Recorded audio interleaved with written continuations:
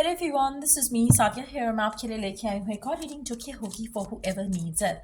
Topic reading का रहेगा उन लोगों के लिए जो राइट नाउ नो कॉन्टैक्ट की सिचुएशन में है और जानना चाहते हैं कि क्या आपका पर्सन खुद से आपको रीच आउट करेगा, हाँ या ना। इस रीडिंग में हम चार्म्स भी ऐड करेंगे, सो स्टे ट्यून्ड। और रीडिंग शुरू करने से पहले रिमाइंड करवा दूँ कि ये एक जनरल रीडिंग है, सबके साथ मैच कर भी सकती है और नहीं भी। सो जो बातें जो मैसेजेस मैच करते हैं आप उन मैसेजेस को पिक करो और बाकी सबको छोड़ दो। अगर आप पर्सनल रीडिंग्स चाहते हो पेपॉल से इजी पैसा से पेमेंट कर सकते हो, सिर्फ तभी रीच आउट करो ताकि आपका भी टाइम वेस्ट नहीं हो और मेरा भी। सो लेट्स सी, क्या ये पर्सन आपको खुद से रीच आउट करेगा, हाँ या ना। अच्छा, यहाँ पर पहले दो कार्ड्स जो है बहुत ही खौफनाक हैं, I would say.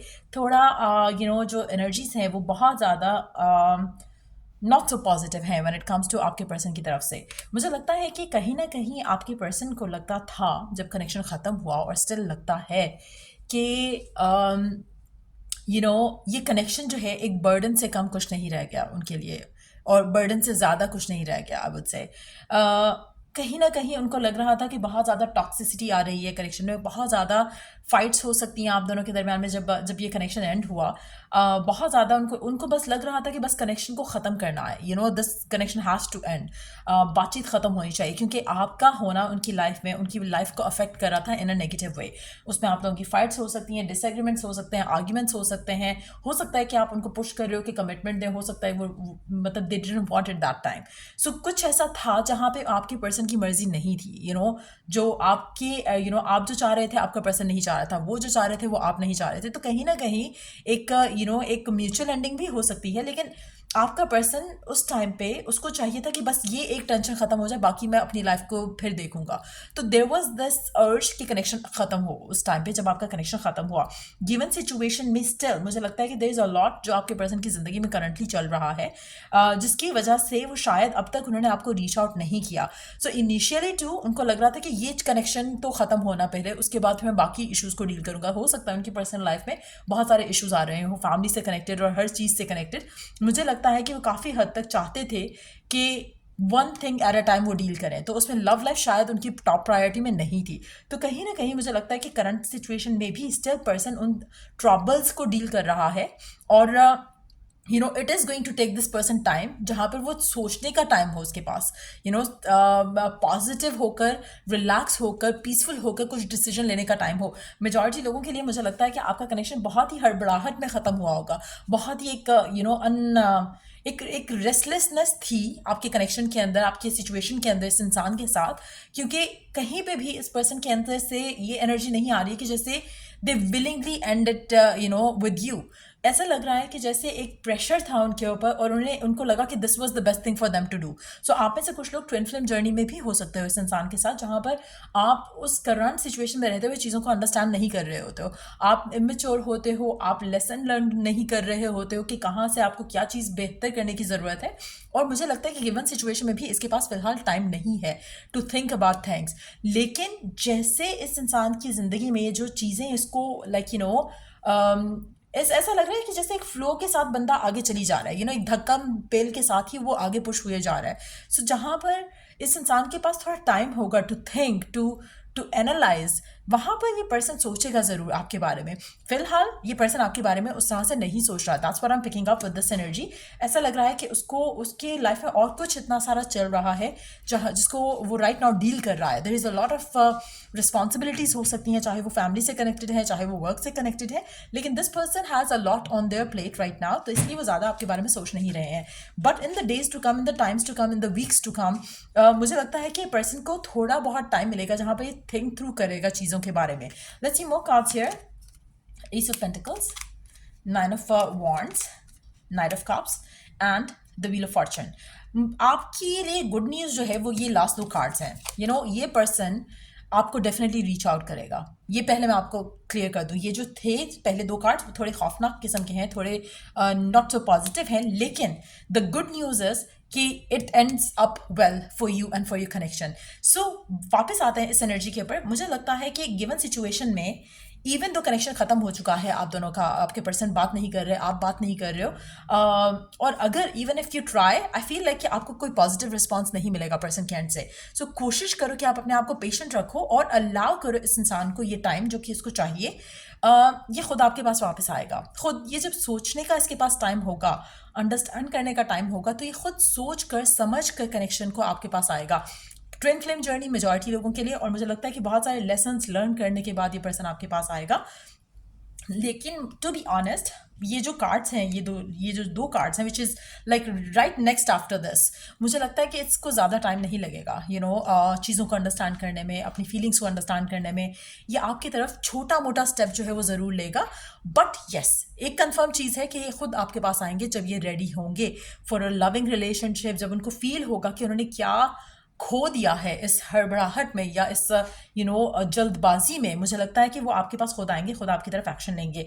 Given situation में अभी करंटली अगर मैं बात करूँ तो मुझे लग रहा है कि पर्सन इज स्टिल देयर जो कुछ इश्यूज को डील कर रहे हैं, बट सून आफ्टर दैट ये पर्सन आपके बारे में सोचेंगे और आपके बारे में डिसीजन लेंगे, जो कि इनको पता था कि ये होगा, जब उनके पास टाइम होगा, जब ये इट्स मोर लाइक जैसे आपको पता है कि आप गलत स्टेप ले रहे हो, लेकिन उस टाइम आपको लग रहा है कि वो सही है, क्योंकि उस टाइम पे जैसे होता है ना कि आपकी ज़िंदगी में ऑलरेडी इतनी शिट चल रही है दैट अगर एक और पर्सन जिससे आप प्यार करते हो वो भी आपकी ज़िंदगी में एक शिट ऐड कर रहा है, एक नेगेटिविटी ऐड कर रहा है, तो आपका दिल करेगा कि एटलीस्ट भाई तुम तो बंद करो अपना ड्रामा, अपनी नेगेटिविटी, तो ताकि आप अपनी बाकी ज़िंदगी के ऊपर फोकस कर सको। So that must have happened with this person. और अब मुझे लगता है कि नॉट अब बट थोड़े टाइम में इस इंसान को ये रियलाइजेशन होगी कि आपका होना उसकी ज़िंदगी में that was adding a good part two.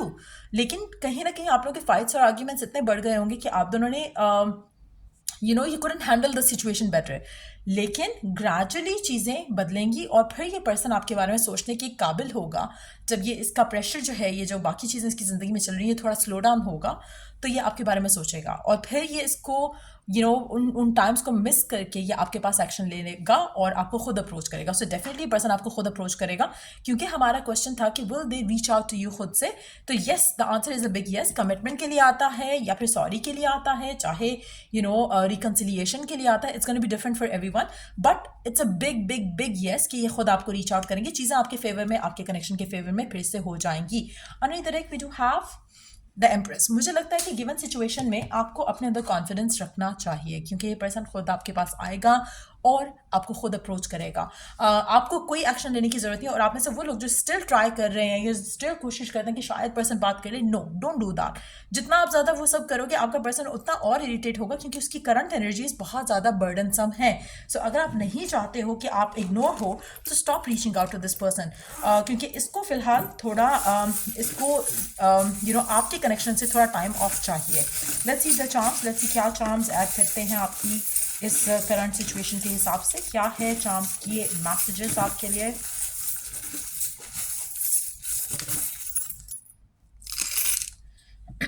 Alphabets में we do have V, Z, F, M and another V। So ये नेम इनिशियल आपके हो सकते हैं, आपके पर्सन के हो सकते हैं। जनवरी का टाइम काफ़ी सिग्निफिकेंट हो सकता है आप जनवरी बॉर्न हो, आपका पर्सन जनवरी बॉर्न हो सकता है कि आप जनवरी के महीने में मिले हो सकता है आपका जनवरी के महीने में ब्रेकअप हुआ हो। January could be a significant month when it comes to your connection. मुझे लगता है कि आपके पर्सन और आपके दरमियान में जो उतार चढ़ाव रहे हैं, उसका बहुत बड़ा रीज़न ये है कि आप दोनों एक पेज पे कभी नहीं रहे हो। और मुझे लगता है कि आप लोगों की गाड़ी इसलिए स्मूथली नहीं चल पड़ी क्योंकि कहीं ना कहीं आप दोनों एक दूसरे को अंडरस्टैंड नहीं कर सके, एक अलाइनमेंट नहीं रही आप दोनों के दरमियान में। लेकिन मुझे लगता है कि with the passage of time चीज़ें बदल जाएंगी। आप में से एक पर्सन बहुत ज़्यादा फाइनेंशियली सिक्योर है as compared to the other person, और बहुत ज़्यादा फजूल खर्च भी। सो कहीं ना कहीं मनी और मॉनेटरी गेन्स बहुत ज़्यादा एक इम्पॉर्टेंस रखते हैं इस कनेक्शन में, और इसको बहुत नेगेटिव वे में इन्फ्लुएंस भी करते हैं। But yes, somebody is a फजूल खर्च, somebody is a very rich or stable financially। मुझे लगता है कि एक रोबोटिक लाइफ है आपके पर्सन की right now, to be honest, क्योंकि ये एनर्जी मुझे उसके एंड से दिख रही है। सो हो सकता है कि वो फाइनेंशियली बहुत सिक्योर हो, but still they want more and more and more. बहुत ज़्यादा पीस की कमी है यहाँ पर आपके पर्सन के एंड से। उसको चाहिए कि उसके पास हर ताले की चाबी हो, हर चीज़ उसको आपके पर्सन को चाहिए कि परफेक्ट हो उसकी ज़िंदगी में। सो बहुत ज़्यादा पर्सन हो सकता है कि ट्रैवल भी बहुत ज़्यादा पसंद करता हो। पैसा कमाना, पैसा पैसा पैसा is what they do all the time. मुझे लगता है कि आपके कनेक्शन में लव लाइफ हमेशा से एक एक एक आपके पर्सन के एंड से, स्पेशली अगर मैं बात करूं तो आपके पर्सन के एंड से love life is never the top priority. तो उनके लिए वर्क उनका सबसे टॉप और मोस्ट इम्पॉर्टेंट थिंग रहा है और रहेगा। बट येस, मुझे लगता है कि कनेक्शन में स्टेबिलिटी आएगी, but at the same time एक और चीज़ मैं यहाँ पे मेंशन करूँगी, if the two of you and up together, आपकी फाइनेंशियल सिचुएशन बहुत बेहतर होगी कंपेरेटिवली टू नाउ। और एक और चीज़ है कि ये पर्सन जब तक इसके पास फ्री टाइम नहीं होगा या आपके बारे में नहीं सोचेगा, सो कुछ ना कुछ आप में से कुछ लोगों के लिए 2 महीने लग सकते हैं इस पूरे सिनारियो को पैन आउट होने में, जहाँ पर आपका पर्सन टाइम दे और सोचे और आपको रीच आउट करे। सो 2 महीने फ्रॉम नाउ ऑनवर्ड्स लग सकते हैं। बट येस, मुझे लगता है कि थोड़ा पर्सन का जो एटीट्यूड है वो अगर आप अंडरस्टैंड करके चलो या चलते तो चीज़ें वुड हैव बीन बेटर। मैं आपको ब्लेम नहीं कर रही हूँ, दोनों के एंड से। If the both of you had the friendly connection, तो मुझे लगता है कि आप दोनों एक दूसरे को अंडरस्टैंड कर पाते, और जो कि यहाँ पे मुझे मिसिंग लग रहा है to be honest. But no matter where you are, no matter what you do, ultimately आप दोनों एक दूसरे के पास आओगे, और कम्युनिकेशन डेफिनेटली मुझे लग रही है। आप में से कुछ लोग हो सकता है कि दूर किसी कंट्री में भी जाओ, एज कम्पेयर टू एक होता है ना नेबरिंग कंट्रीज का ट्रैवल, वो नहीं। मुझे लगता है कि दूर किसी कंट्री के ट्रैवल में आप ज़रूर इन्वॉल्व होगे इस इंसान के साथ, या फिर ये पर्सन जो है वो डेफिनेटली किसी far fish far away country को जो है विजिट कर रहा है या करेगा in the times to come. But yes, मुझे लगता है कि money is the most important thing आपके पर्सन के लिए राइट नाउ।